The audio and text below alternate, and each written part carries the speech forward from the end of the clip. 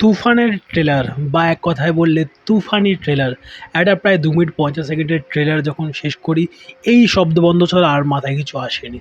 গত বছর যখন এর দিকটি ফিরে যায় ১ টা বছর আগে, 'সুড়ঙ্গ' বা রায়হান রাফির শেষ ছবি যখন কলকাতাতে মুক্তি পায়, বাংলাদেশে মুক্তি পাওয়ার প্রায় ১ মাসের মাথাতে, তখন সিনেমাটা দেখে আমার মনে হচ্ছিল যে এখানে যতটা এক্সপেক্ট করেছিলাম আফরান নিশোর থেকে, তিনি তার থেকেও আরেকটু বেশি ভালো পারফরম্যান্স দিয়েছেন।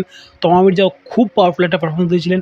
কিন্তু যেই লোকটার ব্যাপারে অতটা আমার আইডিয়া ছিল না, মানে তার পারফরম্যান্স নিয়ে নয়, তার ওই রোলটা নিয়ে, সেই লোকটার নাম হচ্ছে অবশ্যই শাহিদুজ্জামান সেলিম। তিনি ইনভেস্টিগেটিং অফিসার হিসেবে যে রোলটা প্লে করেছিলেন, যেটা পোর্ট্রে করেছিলেন, সেটা এখনও ১ বছর পরে যেন কোথা থেকে ফ্রেশ মাথা যেন বসে রয়েছে। সেরকমই এখানে তিনি রয়েছেন অবশ্যই, বাট তিনি হয়তো খুব অল্প বয়সী বা একদম যেই মোমেন্টে তুফান ট্রিগার হচ্ছে তার বাবাকে মেরে ফেলার পরে, তারপরে তো তাকে খুন করেই তুফানে পরিণত হবে শাকিব খানের চরিত্রটা বা তার প্রথম ভার্সনটা এখানে।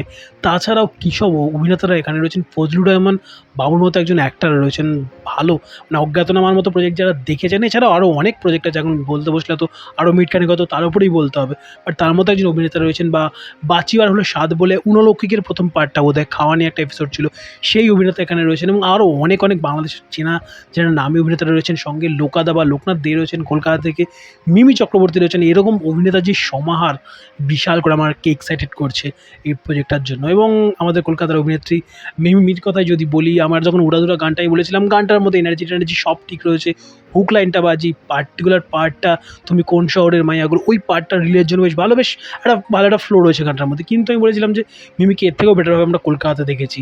বাট হয়তো রাহিয়ান রাফি হয়তো তার ওই তুরুপের তাসটা শেষের জন্যই হয়তো রেখেছিলেন, বা বলা ভালো এখনও হয়তো তিনি হাতটা সব পুরোটা খোলেননি। যতটুকু দেখেছি এই ট্রেলারে রেখে যদি বলি, মিমিকে, হ্যাঁ, মিমিকে যে আবেদনময়ী লাগবার দরকারটা ছিল, ওরকম একটা গ্ল্যামারাস একটা রোলের মধ্যে, যেরকম একটা অ্যাপিলিং ব্যাপারটা এই যে কোকিলা গানটা বা কোকিল এই গানটার মধ্যে কিন্তু ভরপুর রয়েছে।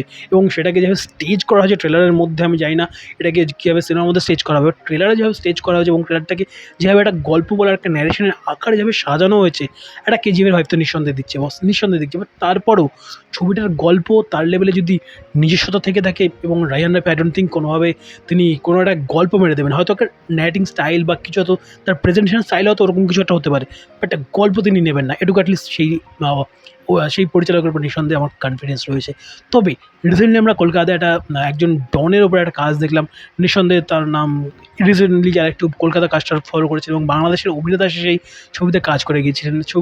অবশ্যই আমি হুব্বা শ্যামলের কথা বলছি। হুব্বা শ্যামলের ওপরে একটা জাস্ট তার লাইফকে বেস করে একটা কাজ হচ্ছিল। সেই কাজটাতে লোকাদা ছিলেন হুব্বা শ্যামলের অ্যাসিস্ট্যান্ট হিসাবে। সেই কাজের একটা দেখবেন, যারা দেখেছেন কাজটাকে, সেই কাজটাতেও একটা গ্রাফ ছিল তার ছোটোবেলাতে, সে কীভাবে সেই হুব্বা বিমলে পরিণত হলো।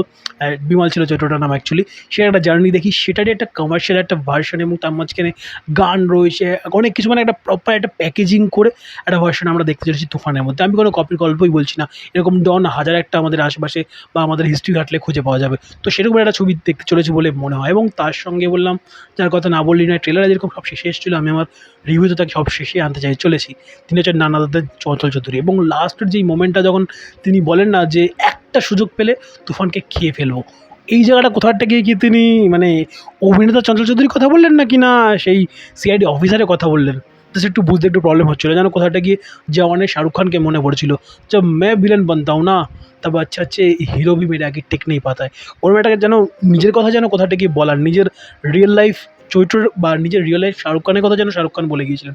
এখানেও যেন কোথাটা গিয়ে চঞ্চল চৌধুরী চঞ্চল চৌধুরীর কথাই বললেন নাকি না সিআইডি অফিসারের কথা, জানি না। যাই হোক, অভিনেতাদের সমাহার এবং প্রেজেন্টেশন তো নিঃসন্দেহে যেভাবে ট্রেলারটাকে কাটা হয়েছে, ডিজাইনটা যেভাবে করা হয়েছে, বা বলে যদি কোরিওগ্রাফটা যেভাবে করা হয়েছে ট্রেলারটাকে প্রেজেন্টেশন করবার জন্য, সেটা আমার বেশ ভালো লেগেছে। এবং লুক টুকগুলো নিয়ে এর আগে আমরা অলরেডি কথা বলে নিয়েছি, টিজারের কথা বলি বা ফোর্টেজ যেগুলো এসেছিলো এর আগে, সবগুলোতে দেখেছি।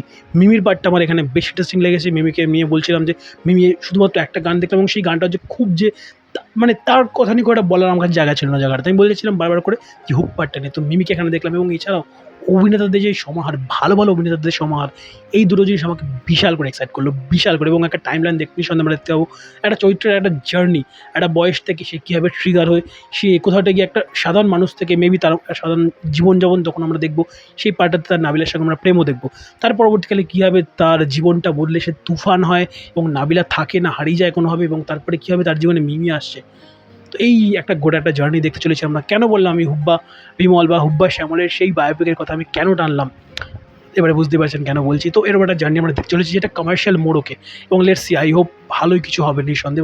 এবং আর কিছু হোক আর না হোক, কিছু ভালো অভিনয় দেখবার জন্য তো আমি এই ছবিটা হল অব্দি যাবই। এবং তাছাড়াও রায়হান রাফির ফ্যান আমি, অ্যাটলিস্ট রায়হান রাফির ফ্যান আমি, বাকি কিছু ছেড়ে দিই আর না দিই। যখন শুনেছিলাম রায়হান রাফির সঙ্গে শাকিব খান কোলাবোরেশন করছিলেন, তখনই মনে হয়েছিল যেন এই ছবি শাকিব খানকে একটা অন্য মাত্রায় নিয়ে যাবে। না, তার স্টার ভ্যালু অলরেডি তিনি বাংলাদেশের এই মুহূর্তে বা শেষ কিছু বছরের এদিকে ১ নম্বর স্টার, সেদিকে কোনো কথাই যাবে না।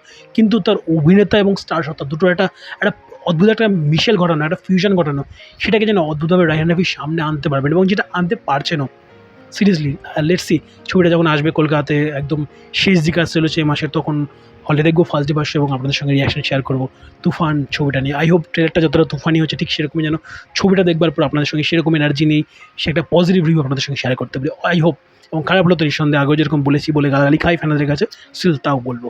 আপনাদের কেমন কী লেগেছে? আপনাদের ট্রেলারটা কতটা তুফানি লাগলো, কতটা ঝাঁঝালো লাগলো, নাকি না কোথা থেকে নিস্তেজ লেগেছে আগের জিনিসগুলো, আগের তার টিজার কিংবা এর ফোরটেজগুলোর তুলনায়? অবশ্যই কমেন্ট বক্সে জানান। ভিডিও ভালো লাগলে লাইক, শেয়ার, সাবস্ক্রাইব, এবং চ্যানেলের ভিডিও প্রথমবার জন্য দেখে থাকলে চ্যানেলটাকে সাবস্ক্রাইব করুন। পাশে থাকা নোটি বাটনটাতে অল নোটিফিকেশন অন করে চ্যানেলের সঙ্গে থাকতে ভুলবেন না। Bye bye, good night.